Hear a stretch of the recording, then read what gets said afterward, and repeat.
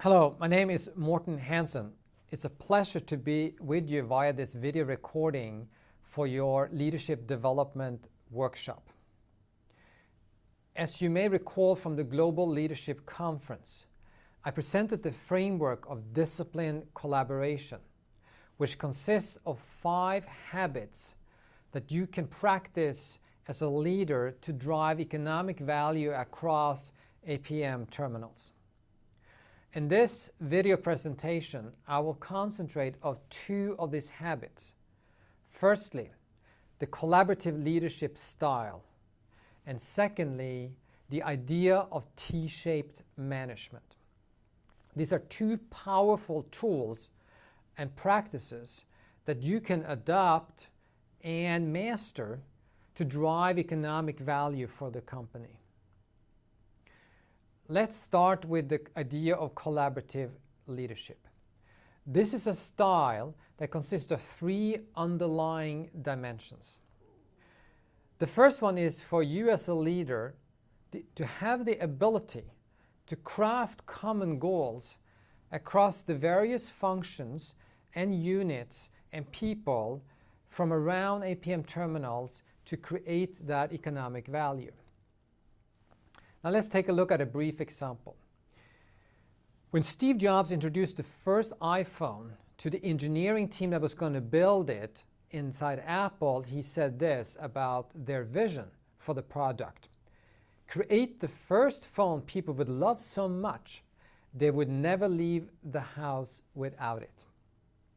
Arguably it's a little vague, but it does create that common unity. This is what everyone is working for, whether you're on hardware, software, marketing, supply chain, it doesn't matter.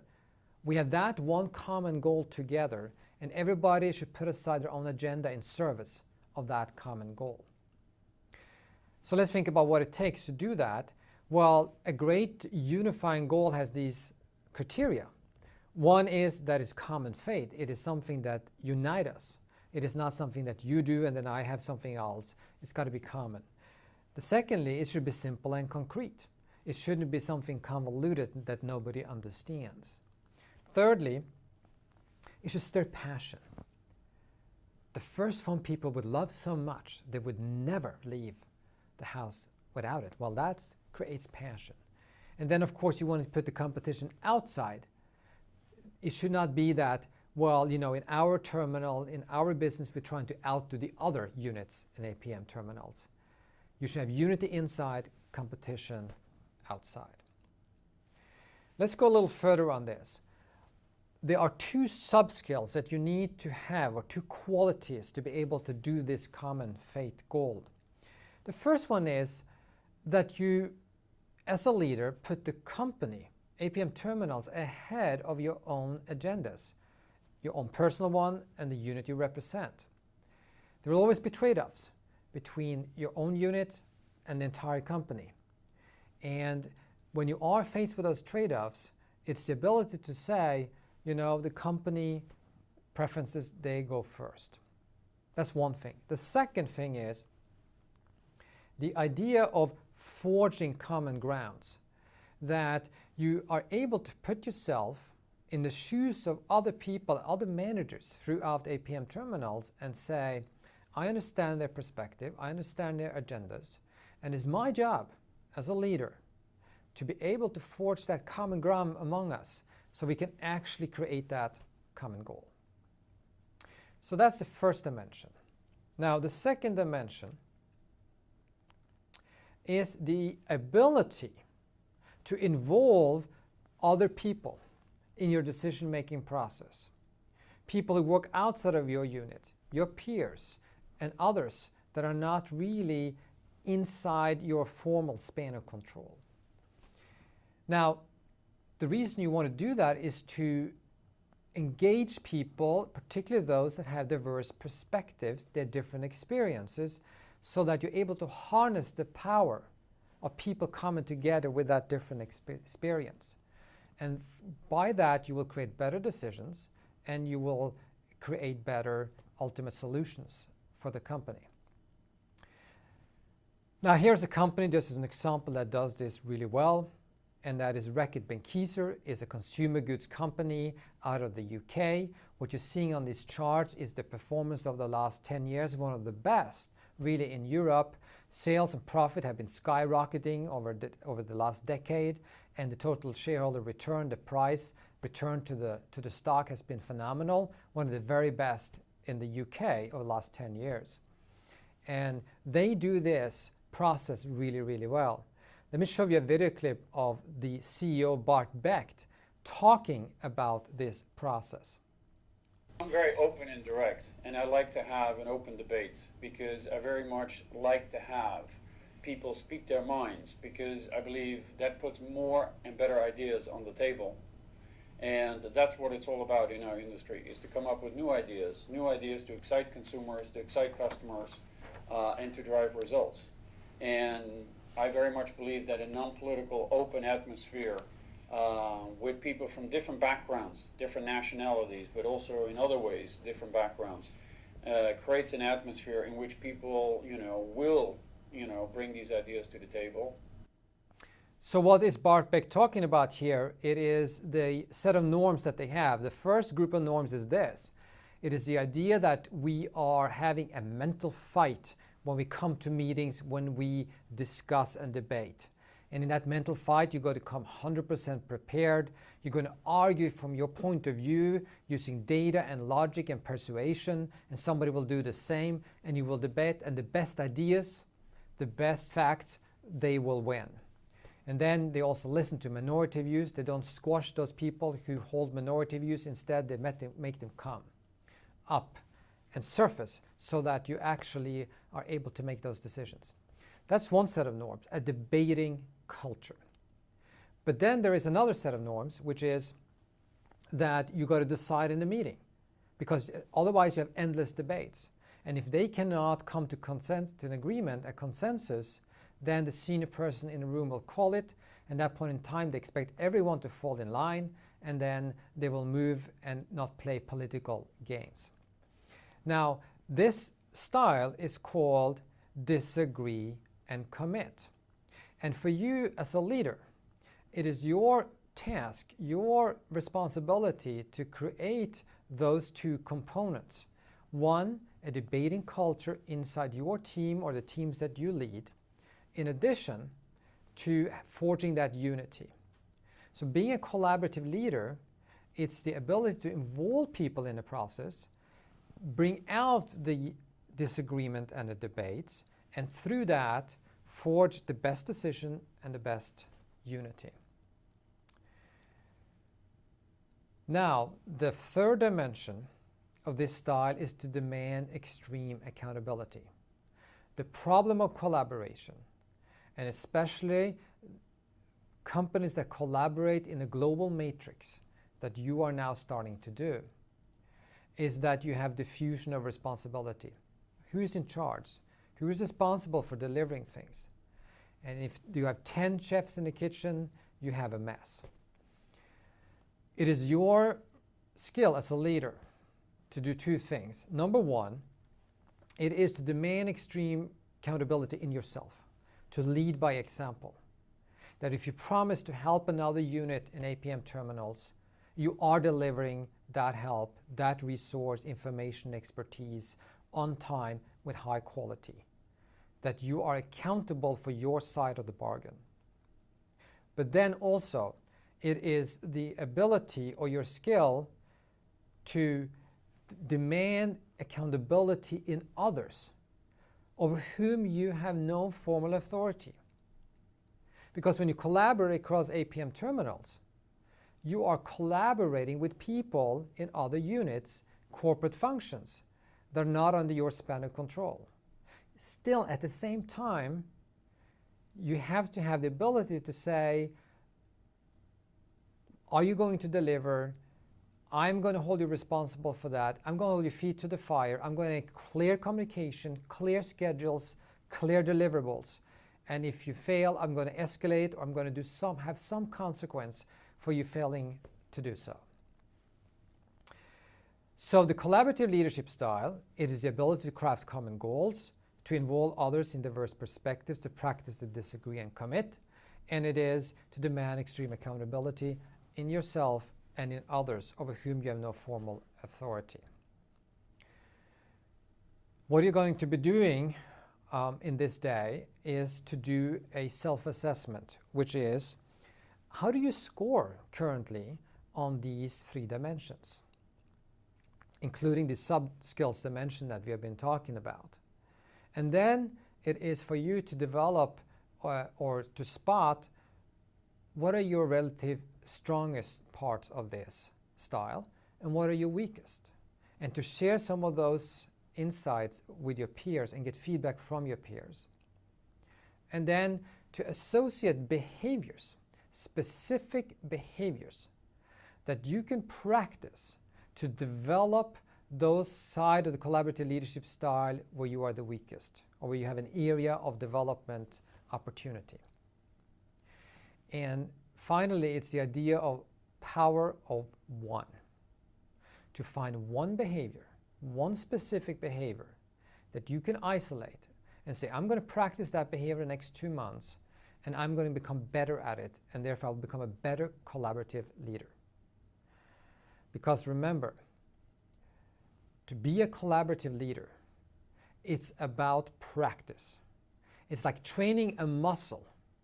The more you train your muscle, the better you become. It's exactly the same here. We're not talking about inborn qualities like charisma. We're talking about practices that make you stronger as a leader. So that's the first one. Now let's move to the second one, the idea of T-shaped management. As you may recall from the presentation at the Global Leadership Conference, T-shaped people are those who can do 2 things. Number one, they have a high individual performance, not only themselves, but for the unit, the area that they lead. In addition, they are able to create collaborative results by working with others across the company. They have 2 performances that they deliver. And we call it a T because of this T metaphor, that the vertical stroke is your own individual performance, and the horizontal stroke represent what you're able to do in terms of creating value across APM terminals. Now, there are 5 specific activities that you can engage in to create that horizontal value. Number 1 is to give help to others without expecting necessarily something in return. It is not the question, what's in it for me? It is, what's in it for APM terminals if I'm sitting in my terminal and I'm helping another terminal perform better? Then it is to ask for help, not to be an island unto yourself, being able to get help from others to strengthen your own, to leverage the knowledge, the resources, the expertise that exist across APM terminals, in other terminal units, and also in corporate functions.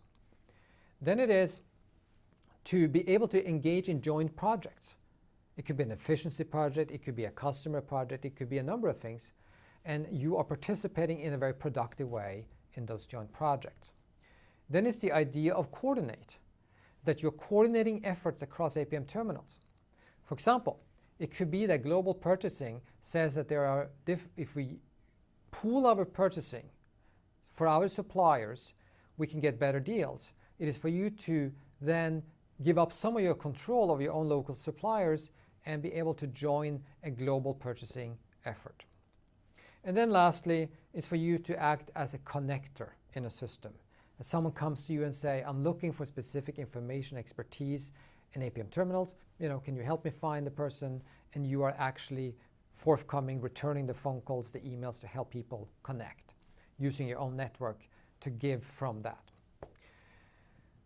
So the question then is, what are the underlying skills that you need to have as a leader to be able to be a T-shaped person?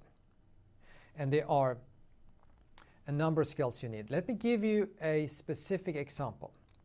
This is Tim Brown, the Chief Executive Officer of a famous industrial design firm called IDEO. Audio is famous for how they work and how they collaborate. So this is a design firm, it's a global firm just like yours. It is doing anything from designing a building to a city, to a little chair, to an office space, you name it. These are big projects where they have different functional experts coming together. So you have the computer scientist, you have the architect, you have the industrial designer, you have the hardware engineer, you have the software engineer, you might have a survey expert, a marketing expert, you name it. So you can imagine the mess that it would be if everyone comes in as a narrow functional expert and really don't care about how to work together and make the whole a bigger part. So they demand that their people are T-shaped. So what is it specifically that they demand? Number one, that people have that attitude coming to the company. Not saying I'm a computer scientist and I only care about my part of the project. I care about connecting and understanding the whole thing, so I must contribute beyond just myself and my own tasks. Number two, you have the skills.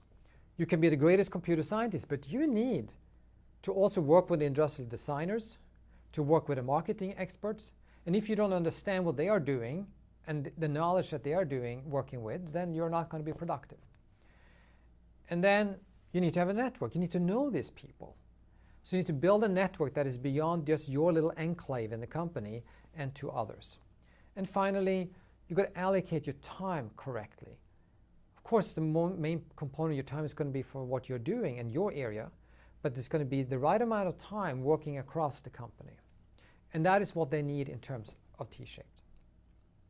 So what's the implication for you as a leader of APM terminals? Well, you need to have these 4 qualities and practice them and bring them out in your own leadership style. So let's think about them, what you need within your unit and across APM terminals. So the first one is the attitude. That you have the attitude as a leader, that I'm responsible for my own unit and the result of my own unit, and for creating the result going across APM terminals. I have 2 responsibilities, not just 1. Number 2, what kind of skills and knowledge do I need? Number 1, obviously you need to have a deep expertise within your area. And you have that because otherwise you would not participate in this workshop. You wouldn't have gotten to this level.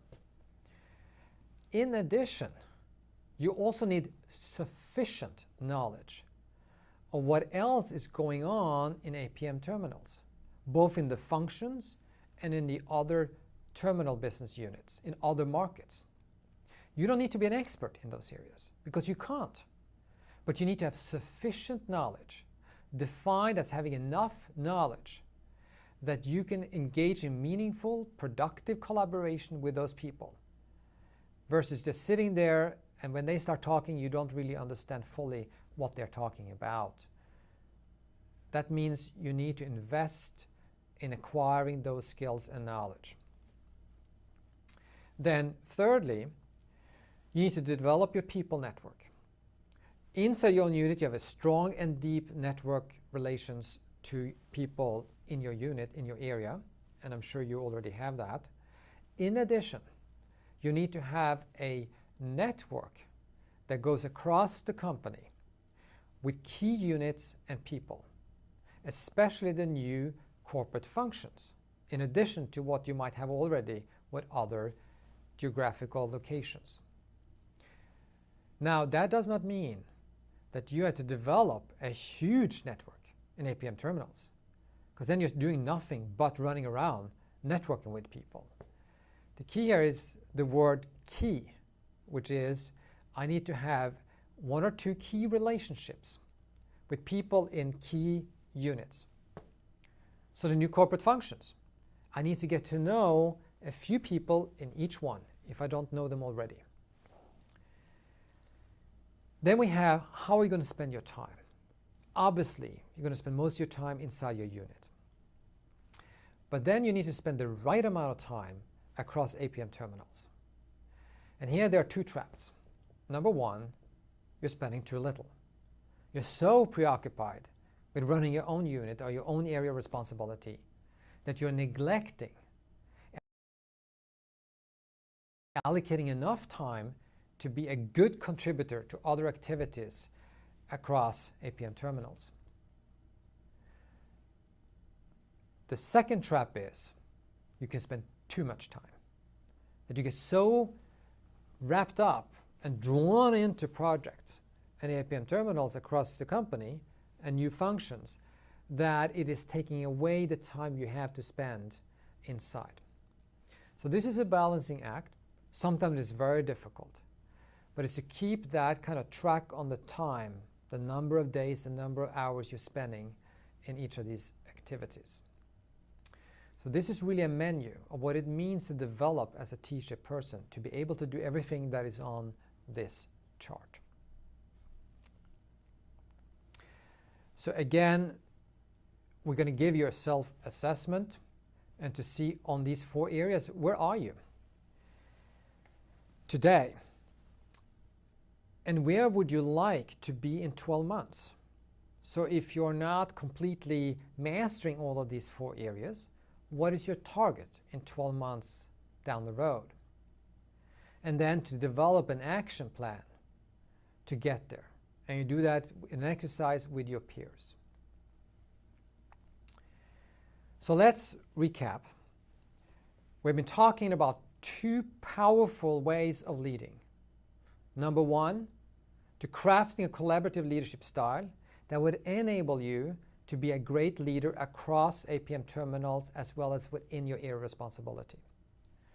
And number 2, to practice the idea of T-shaped management, which is the capacity to be able to work to create value across the company as well as inside. Now, of course, these 2 concepts and tools are related. They're not the same. They are somewhat similar in the core, that you have to do 2 things. You have to wear 2 hats, so to speak, as a leader. But they also allow you to be, one is a leadership and the other one is management. They're not exactly the same thing. So, in conclusion, you need to practice and develop your skills to be a great leader and manager of collaboration. And here's the punchline. This is about practice. Nobody is born with these skills. It's not whether somebody is natural or not. It is something you can develop and strengthen through training, exercise, and practice. And best of luck with it.